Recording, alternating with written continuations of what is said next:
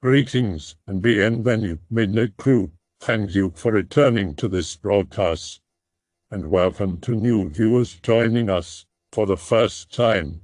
If you like a video, then feel free to subscribe. OK/X/.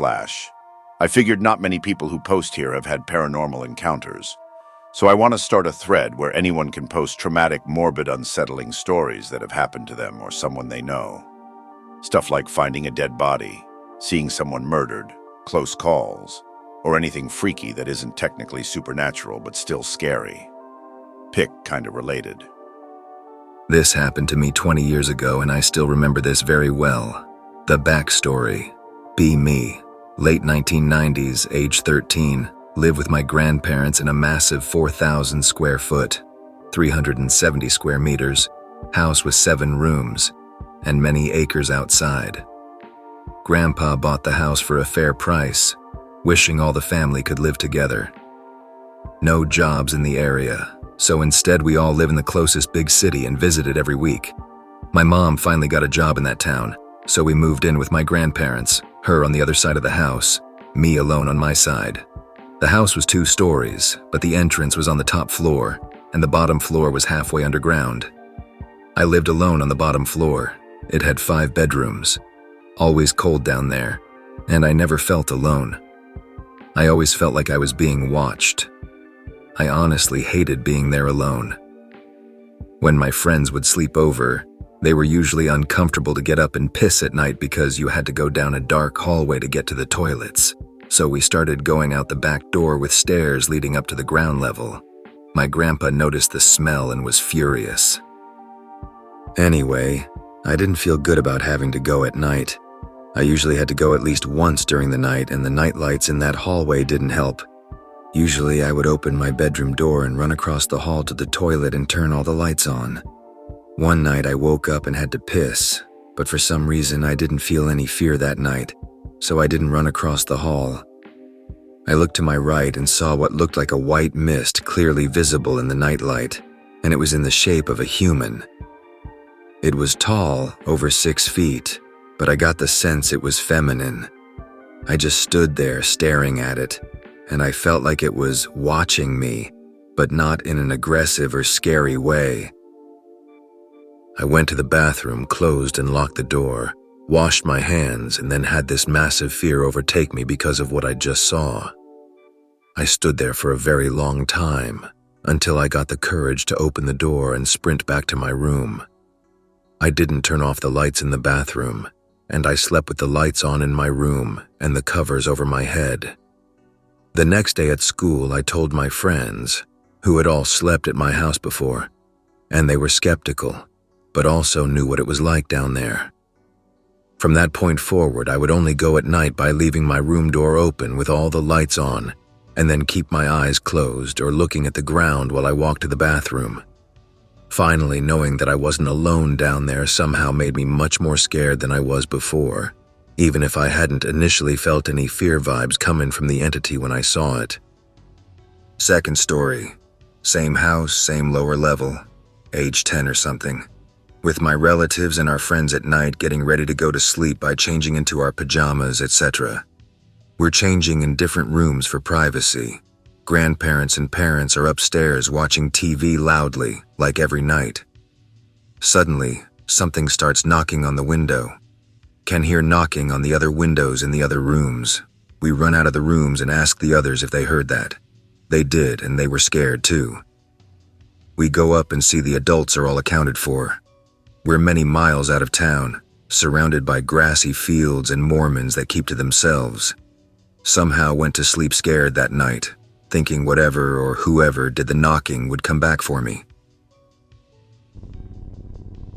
When I was around 10 or 11, I had trouble getting to sleep due to nightmares. My parents left the hallway light burning and put the door slightly open. This helped somewhat. The curtains I could open to let in some moonlight. The problem was my closet door. No matter, open or closed, it was always dark and looming.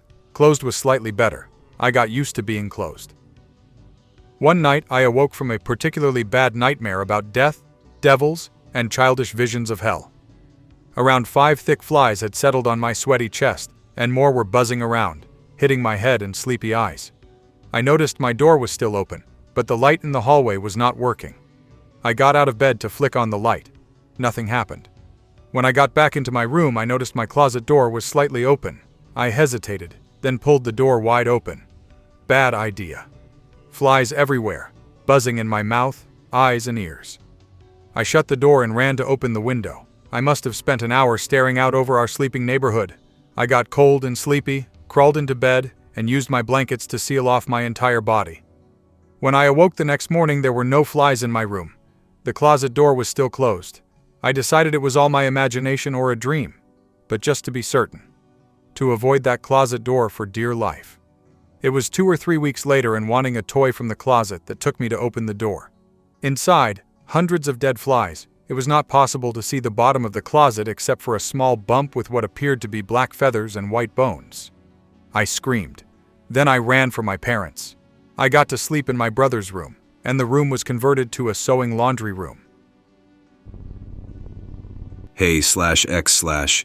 Not too long ago I had crippling phasmophobia, fear of ghosts, which inevitably lead to nyctophobia, fear of the dark, and demonophobia, fear of demons, plus a general fear of the supernatural or unknown. It took a while for me to connect the dots, but I realized after a while it was likely, if not certainly, caused by a traumatic childhood memory. Mind you, it's not a supernatural experience I had, but it's the only memory I have from being a baby. I wasn't even a year old, my father has told me.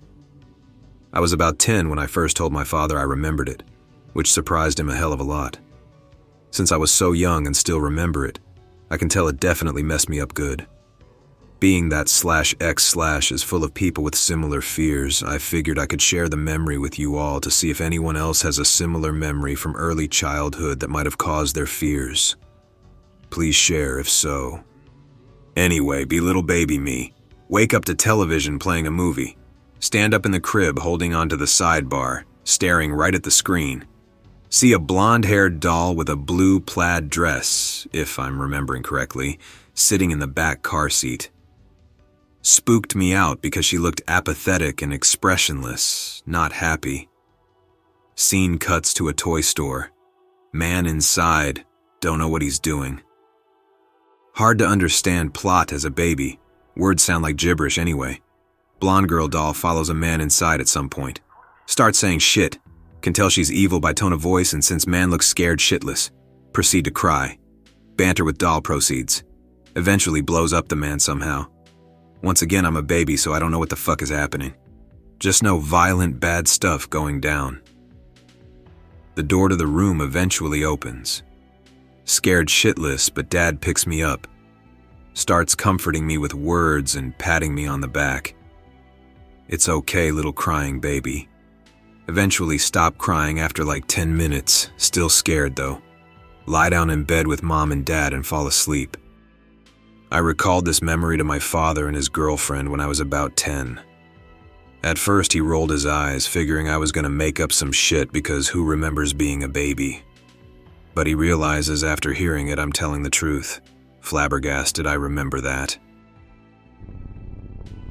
I have childhood memories. I can't remember if they are based on true events or on dreams. One of my unclear memories is me and my brother sitting in a car. My mum parking it on a sloped street. Her getting out and the car rolling back because the handbrake went engaged. Nobody in my family ever mentioned it since, so I don't know if it actually happened. And I used to have some screwed up dreams in my childhood that would leave me waking up screaming or crying, already out of bed, sitting in another room with my mum nearby, waiting for me to wake up and calm down. She admitted a few years ago that screaming children still remind her of my nightmares. I know I'm still bothered by screaming children for the same reason. These dreams would manifest my sanity or mind as an object, like a bouncing ball, which would bounce away from me, and I'd chase it. Otherwise, I'd lose my very being or my sanity. I wouldn't be surprised if the rolling car and impending doom were just another dream. I also attribute a lot of déjà vu to things I experienced in past dreams. Oh, yeah, and I saw a juggler get burned at a birthday party in first grade. He did lots of juggling with balls, clubs, and even knives. Then he went on to juggling those torch clubs. When he was done, he tried to do some fire breathing, and the fire went back straight to his face, engulfing it completely. He ran through the crowd of kids, screaming and burning, and we were left sitting there on the ground. Peeking through the window into the kitchen, I saw him sitting on the floor, face looking spotted. In second grade, he showed up in my school. He came to my class to say he's recovering, and probably to have closure. He didn't look great, but compared to other burning victims, I guess he got out of it cheap. Okay, let me start off by saying I don't buy into any of this shit. Spirits, demons, supernatural, anything is bullshit in my eyes. But I was pointed to this board, among other places, by a friend who did and said a few things I told him, led him to believe I was being hunted by something supernatural. I will try my best to describe what has been happening and what I have seen. But there isn't much to go on, I'm afraid. It started, I think, when I was just a kid. When I was about 4, I was bitten by a stray cat with rabies and had to spend time in the hospital. I swear up and down it had been what I thought was our pet cat with a red spot. My parents say I must not have seen it right since it was late and getting dark, but I swear it looked exactly like my cat, except for the red spot. For the following 10 years or so, nothing really happened, except I started having dreams. In these dreams, I would be at home or some familiar place, but it would change. Dimensions off or parts of the building changed. And it was always in the gray light. You know the light in the early morning or late in the evening, when there isn't any direct light, but everything has a grayish-blue hue? In the dreams, it was always like this. And in the dreams, something would watch me, a deer, fox, cat, whatever. They always looked normal, albeit grayish because of the light, except for a spot of red, vivid red. I thought it was probably traumatic dreams from an unpleasant trip to the hospital as a kid, but I started developing a fear of this time of day. When I was 16, I went exploring on my motorcycle farther into the mountains than I had before. Each day is to find a faster path up the mountains and through the woods, and push farther and farther out. One day, after about a week of trying, I was able to get the bike up a small cliff, onto a ridge I'd never been to before. On the backside of the ridge was a highland valley, with a few lakes, before and another ridge that dropped down again. The valley was about a half-mile across and 3 miles long, with 3 permanent lakes and 2 seasonal-looking lake beds. As I rode down to the banks of one of the seasonal beds, trying to figure out if I could cross the mud, I heard something. Not sure what, but like a pant or a grunt from across the lake bed. I cut off the engine and heard it again, a little closer. Then I saw movement through the brush, something coming along the shore, avoiding the mud, around to my side of the lake. Eventually it came to a stream that connected the lakes, that was clear of brush on both sides, and it was a deer, a buck. It hadn't really worried me to begin with, and now I knew it was just a deer. But something about it was bothering me. The antlers were blood red. Maybe a buck that had been rubbing a lot, I thought, though it wasn't really season. But combined with the way it looked at me, and the fact that the sun was getting close to the ridge, I decided it was time to head home. Once I got to the top of the ridge on my side of the valley and started heading down, I lost the sun. With a slight overcast, everything was in the gray light. I still kind of had my phobia, so I started pushing a little harder than normal trying to get home. And I crashed, caught the front wheel in a small rut, and got thrown from the bike. Don't think I hit my head, so I must have winded myself because I lost consciousness briefly. When I came to, it was almost completely dark with only a hint of light still on the clouds overhead. I dusted myself off and started working on getting the bike started. The carburetor liked to get jammed closed if the bike fell over. When I started hearing the shuffling grunt sigh noise again. Now I've always been a little paranoid and jumpy, and being in the sticks I had guns from a young age. At the time, I carried a shitty 9mm revolver and kept my dad's shotgun loaded in the house. I was left alone a lot growing up. I had the revolver with me while I rode and immediately got it out and just stood there for a while, half expecting to see the deer come out of the trees. The noise kept going, and I could hear something moving down the hill up behind where I'd come from. Growing up in the sticks, hunting and tracking, I can hear the difference in step between a deer, a dog, and a man. And this had the step of a man. But what I saw coming down the hill wasn't a man. It was dark and I could only see a silhouette, but this is what I could see. It was bipedal, but I wouldn't call it humanoid. Tall, but moved closer to the ground. And it had horns. Not antlers like deer, but horns, like a goat or ram. I started waving the pistol around and shouted at it.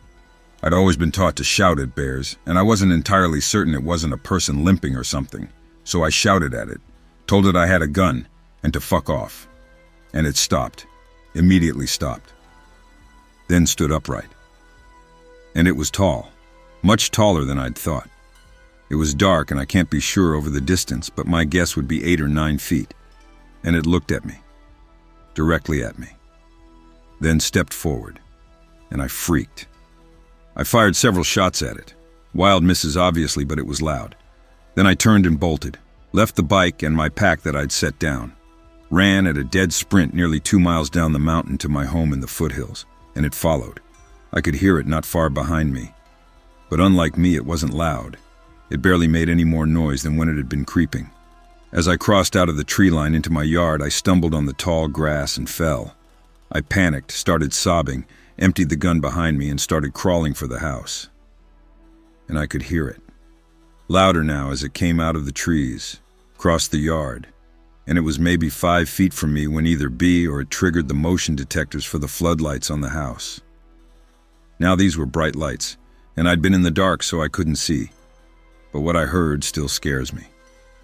I've heard stories of beasts and demons and shit supposedly having screams like dogs howling and freight trains mixed together.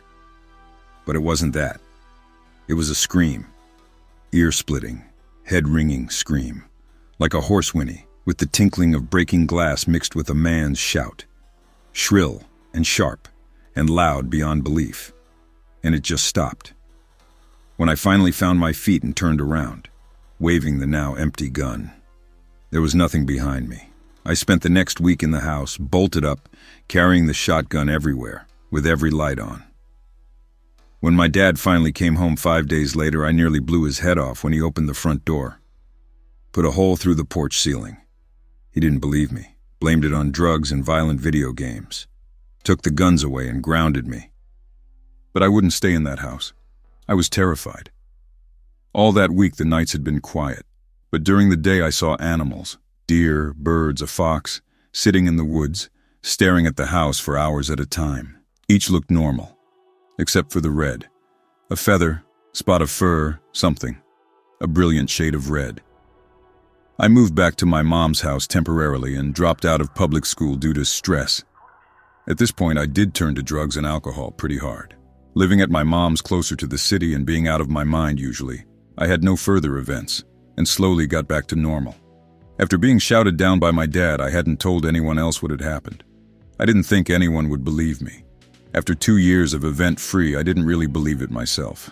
So I turned 18, and like any kid out of high school, with no idea about what to do with my life. I joined the military, 3 years of honorable service, no dreams, no strange animals, nothing. Then I went home on leave last November. Now being a little more experienced with guns, I'd amassed my own collection, and being on leave, wanting to have a big range day but not wanting to pay for a range. I decided my dad's place was perfect. He no longer lived there, and I'd have the whole place to myself and a weekend to shoot. I went out on a Friday, was going to stay till Monday, and kind of camp out since the power and water were off. Friday and Saturday went by without issue, but on Sunday, I started drinking for a while. Heavy, something I'd avoided since high school. As the day rolled on, I got a fire started out at our large fire pit and started cooking random things while I drank. And I drank, and drank, and drank, till I passed out by the fire. Was out for about 3 hours before coming back to the world of the living, and it was gray. The sun was behind the clouds, and it had started to drizzle. It was steel gray light with dig forming in the dells and valleys, and the fire was almost dead. The first thing I did was check my gun. Kept me side by side with me wherever I went. Made sure it was still loaded. They started storming the fire again. I was getting nervous, remembering why I didn't like this time of day, remembering why I'd left my dad's place to begin with. I started feeling like I was being watched, started getting jumpy. But 3 years of anti-terrorism and force protection and anti-piracy ops made me a little bit more equipped, emotionally and mentally, than when I'd been 16. So after I stocked the fire back up, I grabbed the shotgun and my headlamp and went into the woods. I decided to walk the permits of our land, take a piss everywhere I could, and fire a few shots off to be sure. False confidence and booze talking. Got most of the way around the property, about 15 acres, pissed most of the day's beer and jack away, fired half a dozen rounds into the trees and hills when I found the kills. 2 deer, on the bank of a small stream, freshly dead. No blood, no gore. The bodies completely intact except for the heads stripped to the bone. The skulls stuck on them were completely white and dry. Booked it back to the fire. Threw as much wood as I could on top and out my back to it. I sat there for maybe 2 hours. The sun had sunk, rain had gotten heavier. The only time I moved was to put more wood on and occasionally verify the shotgun was loaded. Then I heard it again. 5 years later, and it sounded exactly the same. Shuffling, snorting sighs like ragged, muffled breathing. It sounded like it was coming from behind the woodshed nearby. Was still trying to convince myself I'd imagined my ordeal at 16, trying to believe it was a person fucking with me. Shouted out that I was the local sheriff and that I had more people in the house. Noise stopped, but I thought I could do something. On the edge of the firelight, thought the gaps in the wood slats of the shed, a silhouette of something standing on the other side, and the glint of eyes. Looking through directly at me. Red eyes. I unloaded. Both barrels triple O-buck, right through the single wall. Again that scream, that horrible, horrible scream. But it didn't stop. It kept screaming. It was moving. From behind the shed, circling the fire, and it kept screaming. I couldn't see it now, but I could hear the scream as it wavered and shrieked, moving through the woods around the fire. I kept shooting, kept reloading and firing into the dark. I don't think I hit it, though. After each shot, it would get quieter and quieter. Eventually, it went silent. I was standing nearly in the fire trying to keep it close. And was nearly out of shells. I and more guns, but in the house about 50 yards away. I could feel it. I couldn't see it, couldn't hear it anymore. But I could feel it watching, waiting for me to move first. I knew I'd be out of shells soon, and I hadn't collected enough wood for the fire for much longer, not with how bright I'd kept it burning. And I think it knew, and was waiting, for me to break for the house. So I ran, away from the house, and the fire, out across the yard, downhill to the driveway, and into my Jeep. I dived in, slammed the door, and something else slammed into the door. The entire car rocked, felt for sure the glass would break. Then the scream, right outside the glass. Angry, shrill shrieking. I started the car and hightailed it out of there. Don't remember much, but the trees flying past. Blew out both front shocks speeding down the dirt roads. Didn't stop till I got to the nearest town an hour away. Spent the night in a diner booth binging on coffee and trying not to cry. Called a friend in the morning to come get me because I could barely move after the adrenaline had left my system and exhaustion had set in. Told him what happened. Told him about what happened years ago. And he remembered the time, right when I kind of went dead to the world. He tried to get me to go back with him, but I refused. He went alone, collected my things, and came back to town. Told me it looked like a disaster. I said, yeah, I must have shot up half the house and all of the woods with my blind firing. He said no. There were plenty of spent casings and lots of holes from the pellets. But it looked like the place had exploded. The forest was scattered around the yard. The rocks were broken and scattered.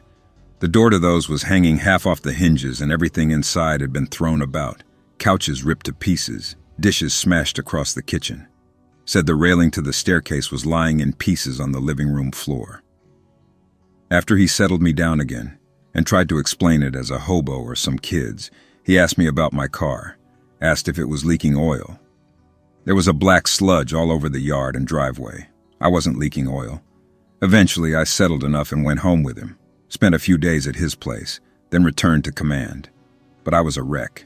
I couldn't focus at work and kept making mistakes. Keep getting in trouble. Couldn't sleep, The dreams were back and worse than ever. I started drinking heavily again. Got a prescription from the Navy docs for sleep medicine. Started abusing it, mixing it with the booze. It's been a long year since last November. My command has caught on to my addictions, as they call it. They won't let me carry a gun anymore. They're filing to have me discharged, but I have nowhere to go. I'll have to go back home. My mother won't take me. My friend has since gone back to college. My dad lives on the West Coast. He can't take me either, though he says I can stay at his old place in the mountains. I have no other options, no place to go. I'll have to move back to that place, where the sun sets early behind the mountains, where that thing is. I know I hit, when it was behind the shed. I had to. It was so mad, and the black stuff that my friend saw. Blood, maybe. I have to go back, but I'm terrified. They've cut off my prescription and the dreams are intolerable. Always the house, distorted and twisted, into that damned gray light. And I see them, gray, with a blood-red spot, watching. My friend has stayed in touch. He believes in all this paranormal bullshit. He says it's a skinwalker or goat man. He's pointed me in different directions of where to get help. Information, silver bullets and salt rings. Sounds like a hoax. But after what I've seen, maybe I should believe it. He told me about /x/, among other refuges of the web, places to tell my story, to ask for help. Once I had a horrible nightmare, and I couldn't remember what it was.